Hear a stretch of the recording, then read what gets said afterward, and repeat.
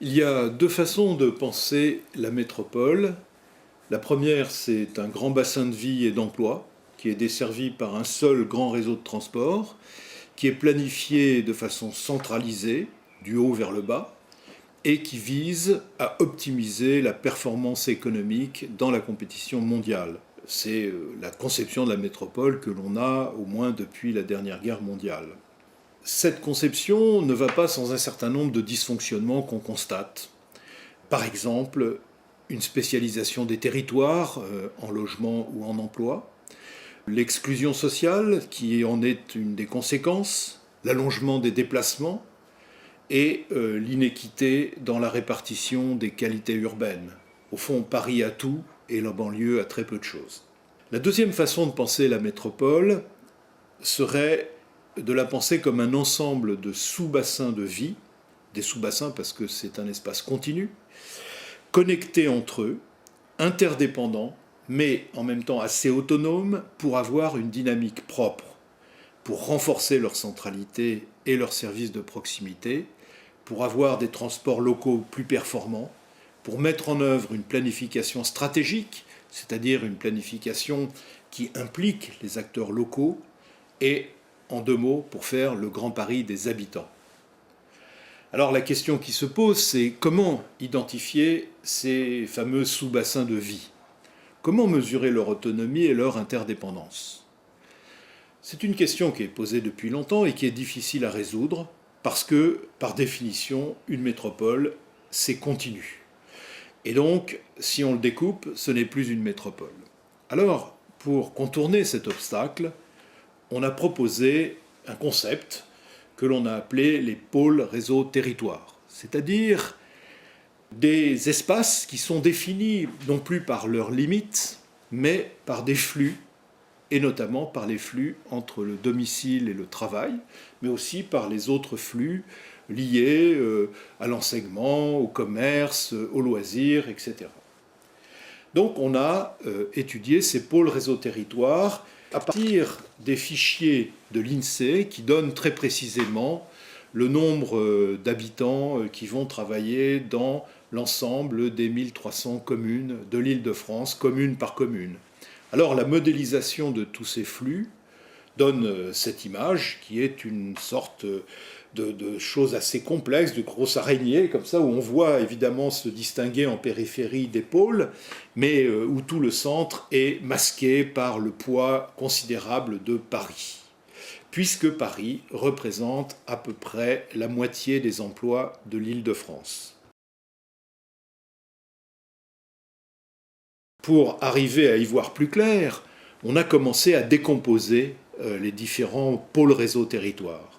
Alors on a identifié évidemment les plus gros. Les plus gros, c'est Paris et la Défense, où les relations entre les différents quartiers et même les villes agglomérées autour sont tellement intenses qu'il est très difficile de les séparer.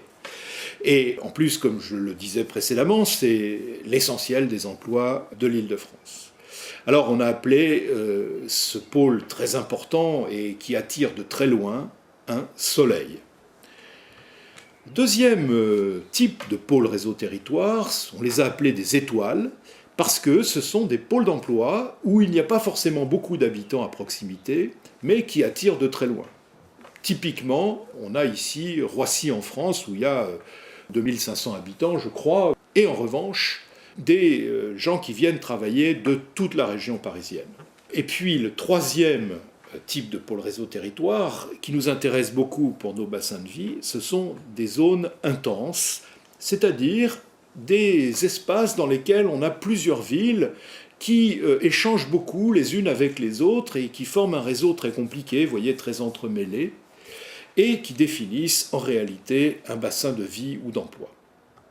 Et puis enfin, il y a des communes, qui sont d'ailleurs souvent situées en première périphérie, qui évidemment échangent avec leurs voisines, mais qui ne forment pas pour autant une zone intense.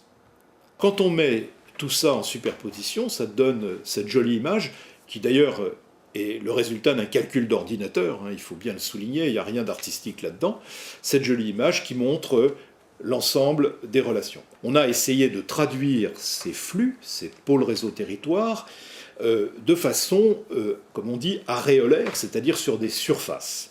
Et pour ça, on a utilisé une autre méthode qui consiste à agglomérer les communes les unes avec les autres en mesurant leur taux d'emploi sur place. C'est-à-dire que quand on met ensemble, par exemple, les villes de Versailles et Saint-Quentin en Yvelines avec les communes autour, eh bien, on s'aperçoit qu'on a un taux d'emploi sur place de l'ordre de 53%. C'est considérable. Ça veut dire que 53% des actifs qui travaillent dans ce territoire, dans ce bassin de vie, sont aussi des habitants de ce bassin de vie.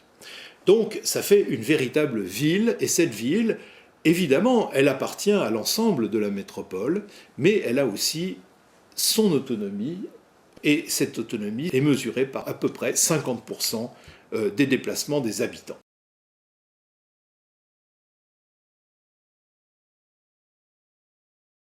On va regarder maintenant deux types de sous-bassins de vie, comme le plus caractéristique peut-être celui de Versailles-Saint-Quentin. Alors à Versailles-Saint-Quentin, eh bien, on a un mélange de zones intenses, de soleil, et même de communes interstitielles.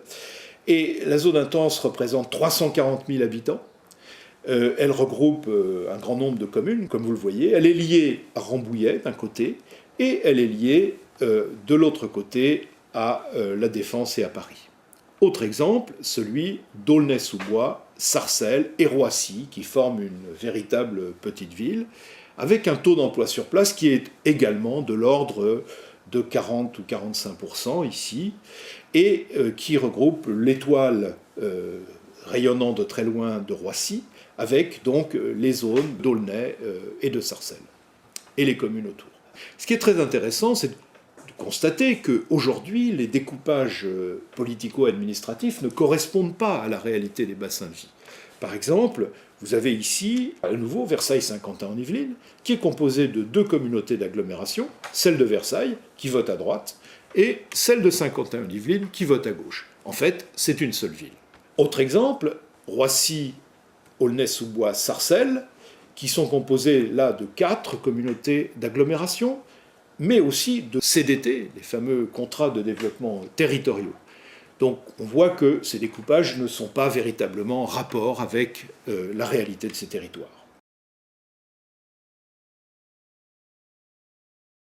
On a regardé quelles étaient les interdépendances entre bassins de vie. Et ça, c'est très intéressant. Vous voyez ici à nouveau Versailles-Saint-Quentin en Yvelines, qui a une très forte complémentarité avec l'ouest parisien et la Défense. Ça veut dire donc qu'il y a beaucoup de gens qui habitent à Versailles-Saint-Quentin qui vont travailler à la Défense, et inversement, ce qui donne des sous-bassins d'emploi et des sous-bassins de main-d'œuvre symétriques. Donc c'est une interdépendance assez égalitaire. Mais dans le cas d'Aulnay-sous-Bois, eh bien, on a des sous-bassins dissymétriques. Ça veut dire qu'il y a beaucoup plus de gens qui habitent à Aulnay et qui vont travailler à Paris que de gens qui habitent à Paris et qui vont travailler à Aulnay. Mais il y a quand même une forte dépendance. Et ce qui est important, c'est de remarquer ici que cette dépendance, elle ne se fait pas avec l'ensemble de Paris, mais surtout avec l'Est de Paris. Donc, des interdépendances localisées. Troisième cas intéressant, c'est celui de Melun. Donc Melun et Sénart, la ville nouvelle à nouveau, dont une partie du sous-bassin d'emploi est à Paris. Et ces deux parties sont reliées par le RER. Quand on regarde les zones d'influence autour des zones intenses, ici en rouge Versailles-Saint-Quentin et en rose autour la zone d'influence, eh bien on passe de 340 000 à 460 000 habitants. Dans la zone rose, comme ici dans la zone jaune, la plupart des actifs vont travailler vers Saint-Quentin en Yvelines ou Versailles, alors que dans les communes en vert, on va plutôt travailler sur place, c'est de l'emploi résidentiel, et en rouge, on va plutôt travailler à Paris. Quand on met ensemble tous ces éléments pour essayer de comprendre quelles sont les interdépendances au sein de la métropole, on trouve un schéma comme celui-là, qui à nouveau est un calcul d'ordinateur, qui montre le poids respectif des différents bassins de vie et d'emploi. On a enlevé Paris parce que ça aurait caché tout le reste, mais vous voyez qu'en gris, les relations avec Paris sont très importantes partout, et en rouge, elles sont aussi très importantes avec soit la Défense, soit aussi un petit peu avec Roissy.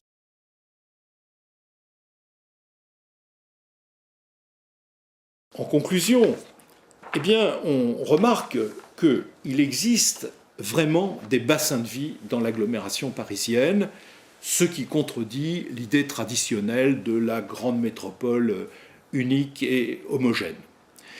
Et que l'autonomie de ces bassins de vie et leur interdépendance locale, c'est-à-dire par exemple entre l'Est parisien et la banlieue Est, sont beaucoup plus importantes qu'on ne le pense habituellement.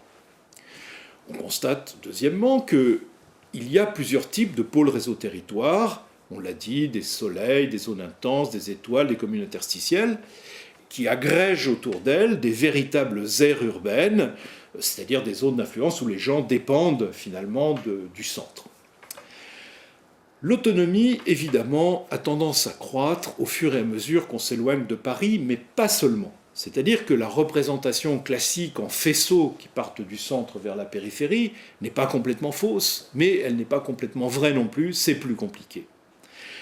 L'autre idée que l'on contredit est celle des grands flux est-ouest. Si le RER A est très encombré, c'est pas parce que massivement les habitants de l'Est vont travailler à l'Ouest, comme on le dit d'habitude, mais c'est plutôt qu'il y a un cabotage qui se fait par petites sections d'Est en Ouest. En fait, comme on l'a vu plusieurs fois, on va travailler dans la banlieue ouest quand on habite à l'ouest de Paris ou inversement, et pas dans l'ensemble de l'agglomération. Les bassins de vie ont une dimension ici que l'on constate entre 100 000 et 400 000 habitants. 100 000 c'est en périphérie, 400 000 c'est plutôt vers le centre, ou là où il y a des villes nouvelles agglomérées avec des grandes villes comme à nouveau Versailles-Saint-Quentin. Ces chiffres recoupent bien l'expérience des élus, et ils ne sont pas éloignés des découpages administratifs que l'on constate dans les grandes métropoles européennes.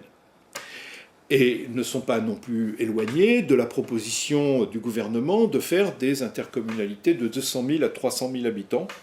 Simplement, l'écart de dimension, pensons-nous, est plus important. On constate aussi, c'est plus amusant, que Paris pourrait être démembré et que l'on pourrait rattacher les arrondissements périphériques de Paris aux communes de la première banlieue. Beaucoup de ces bassins de vie sont divisés en plusieurs intercommunalités, souvent de tendances politiques différentes, alors qu'elles forment une seule ville, du point de vue de la pratique de leurs habitants. Le grand absent de la politique des transports parisiens aujourd'hui, transports régionaux, gérés par le STIF, apparaît bien comme le transport interne au bassin de vie, et qui représente au moins 50% des déplacements. Ça veut dire qu'on pénalise massivement les déplacements locaux, quand on dit locaux, c'est à l'échelle de plusieurs centaines de milliers d'habitants, au profit des déplacements lointains pour toute la métropole. Et les réseaux de transport locaux sont souvent uniquement des réseaux de rabattement.